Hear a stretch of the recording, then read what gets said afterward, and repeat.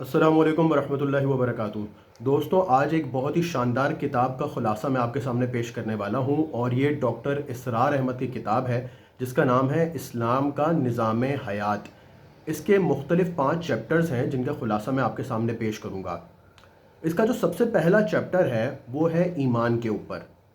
इस पूरे चैप्टर के अंदर डॉक्टर इसरार इस पॉइंट को इस्टेब्लिश करने की कोशिश करते हैं कि आज मुसलमानों में जो अमल की कमज़ोरी नज़र आती है, उस अमल की कमज़ोरी का जो रीज़न है वो है उनकी फ़िक्र की कमज़ोरी। फ़िक्र की कमज़ोरी से मुराद है उनके कॉन्सेप्ट्स में जो फतूर आ गया है या उनके जो कॉन्सेप्ट्स हैं वो गदले हो गए हैं। ये कॉन्सेप्ट जब इंसान के ख़राब होते हैं, इसी को हम कहते हैं कि फ़िक्र की कमज़ोरी, और इस कॉन्सेप्ट्स के ख़राब होने के बाद इंसान के अमल में भी फतूर आ जाता है। अब इसके लिए करना क्या चाहिए? इसके लिए वो रेकमेंड करते हैं कि इंसान को अपनी फ़िक्र को मजबूत करना चाहिए। अपने कॉन्सेप्ट को मजबूत करने का जो पहला तरीका वो ये है कि इंसान, एक मुसलमान, अपने ईमान को मजबूत करे। और ईमान से मजबूत करने से वो मुराद ये लेते हैं कि ईमान में जो ईमान को हासिल करने के लिए सवालात पूछे जाते हैं या इंसान अपने आप से पूछता है, ये बुनियादी तौर पर वही सवालात हैं जो कि फ़लसफ़े यानी फ़िलॉसफ़ी के भी सवालात हैं।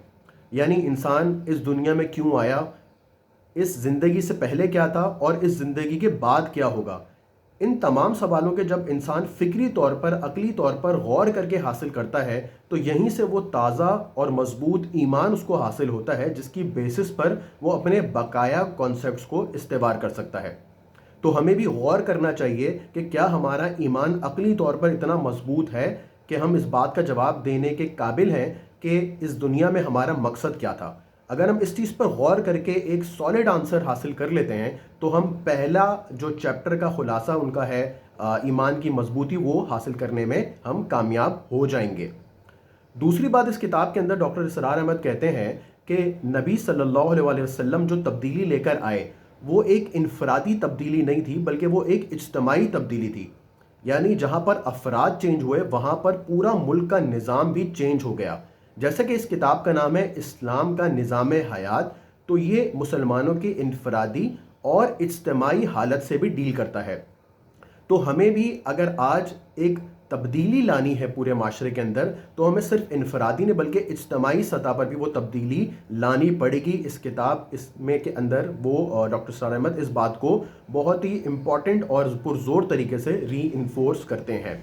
दूसरा चैप्टर इस किताब का इखलाक के ऊपर यानी इस्लामी इखलाक पर मुश्तमिल है, जिसके अंदर डॉक्टर इसरार अहमद साहब ये लिखते हैं कि इखलाक को बुनियाद बनाने के लिए हमें ज़रूरी है या इखलाक को बेहतर करने के लिए ये ज़रूरी है कि इसकी बुनियाद हम अल्लाह के हुक्म को बनाएं।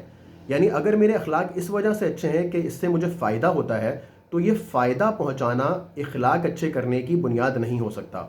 सिमिलरली अगर मैं इज्तमाई फ़ायदे की बात करूं कि मेरी कौम का फ़ायदा या मेरे मुल्क का फ़ायदा इस अच्छे अखलाक अपनाने में है, तो ये भी एक कारामद और ठोस मजबूत दलील नहीं हो सकती अच्छे अखलाक बेहतर करने के लिए। तो फिर सवाल पैदा होता है वो क्या ऐसी चीज़ है जो कि अखलाक को बेहतर कराने के लिए बुनियाद मुहैया कर सकती है। तो इसमें डॉक्टर साहब लिखते हैं कि अल्लाह का हुक्म यानी हुक्म शरई अगर हम बुनियाद बना लें अपने अखलाक बेहतर करने के लिए तो ये बेहतरीन बुनियाद फराम करेगी अच्छे अखलाक को डेवलप करने के लिए। तो जहाँ पर शरअ बोलती है कि सच बोलो वहाँ हम सच बोलेंगे, और जहाँ शरअ खुद बोलती है कि यहाँ पर आप झूठ बोल सकते हैं तो वहाँ पर फिर हम झूठ ही बोलेंगे, क्योंकि यहाँ पर हमें शरअ बुनियाद बनाकर ये बताती है कि कहाँ सच बोलना है और कहाँ झूठ।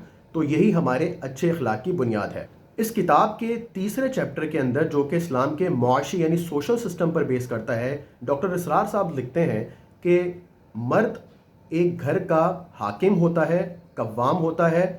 इस बात को मानना बहुत ज़रूरी है कि अगर हम एक अच्छे इस्लामी मुआशी सिस्टम की बुनियाद डालना चाहते हैं। डॉक्टर साहब लिखते हैं कि ये एक बहुत ही कड़वी गोली है, लेकिन इस कड़वी गोली को निगलना पड़ेगा, तभी जाके मुआशरा सही इस्लामी समाजी निज़ाम को बनाने में कामयाब हो सकेगा। तीसरे चैप्टर के अंदर जो कि सियासी निज़ाम से मुताल्लिक है, डॉक्टर इसरार अहमद लिखते हैं कि इस्लाम का जो निज़ाम है वो अल्लाह की हाकिमियत पर कायम है, और अल्लाह की हाकिमियत को तस्लीम करने का जो अल्टीमेट नतीजा है, जो लॉजिकल कंक्लूजन है, वो ये कि इंसान इस दुनिया के अंदर खिलाफत का क़याम करे। डॉक्टर साहब इस चैप्टर के अंदर नेशन स्टेट के तसव्वुर को भी बहुत अच्छी तरह से लता, और वो कहते हैं कि जो इस दुनिया के अंदर जो वतन का कॉन्सेप्ट है वो इस्लाम के कॉन्सेप्ट से बिल्कुल ही मुतसादिम है। इस्लाम में कोई नेशन स्टेट नहीं बल्कि एक उम्मत का तसव्वुर है। इसी चैप्टर के अंदर आगे डॉक्टर इसरार साहब लिखते हैं कि इस्लाम का जो सिस्टम है वो थियो डेमोक्रेसी है। ये एक नई इस्तिलाह है और इससे मैं मुकम्मल तौर पर इख्तलाफ करता हूँ, लेकिन इस किताब के खुलासे के तौर पर मैं इस चीज़ को बयान कर रहा हूँ। वो कहते हैं कि इस्लाम का निज़ाम ऐसा है जिसमें पार्लियामेंट इज्तिहाद करेगी। इस बात का भी मैं मुखालिफ हूँ। इसको बयान करने का मकसद ये है कि इस किताब का खुलासा आप लोगों के सामने रखा जाए। इस किताब के इकोनॉमिक सिस्टम के चैप्टर के अंदर डॉक्टर साहब कहते हैं कि इस्लाम का जो मुआशी निज़ाम है वो एक तरीके से सरमायादारियत पर भी मबनी है और सोशलिस्ट निज़ाम के ऊपर भी मबनी है। इस बात से भी मैं इख्तलाफ करता हूँ क्योंकि इस्लाम का एक अपना मुकम्मल निज़ाम हयात है जिसको सरमायादारियत या सोशलिज़म का नाम देना मेरे ख्याल से दुरुस्त नहीं, लेकिन इस किताब के खुलासे के तौर पर मैं उनका ये पॉइंट ऑफ व्यू आपके सामने रख रहा हूँ। इस पूरी किताब से जो बातें सीखने वाली हैं वो ये हैं कि इंसान को अपने ईमान के ऊपर, अपनी फ़िक्र के ऊपर काम करना बहुत ही ज़रूरी है। जैसा कि हज़रत सलमान फ़ारसी या हज़रत इब्राहीम अलैहिस्सलाम ने बहुत ही स्ट्रगल करके इस बात पर वो दोनों पहुँचे थे कि अल्लाह हमारा माबूद है और अल्लाह के सिवा कोई बरहक नहीं है। और इसी तरह इस किताब का एक लेसन ये भी है कि इस्लाम का जो निज़ाम है वो एक मुकम्मल निज़ाम हयात है और वो इस दुनिया में आज की सदी के अंदर भी इम्प्लीमेंट होने के काबिल है। जज़ाकल्लाह खैर। अस्सलामु अलैकुम वरहमतुल्लाहि वबरकातुहू।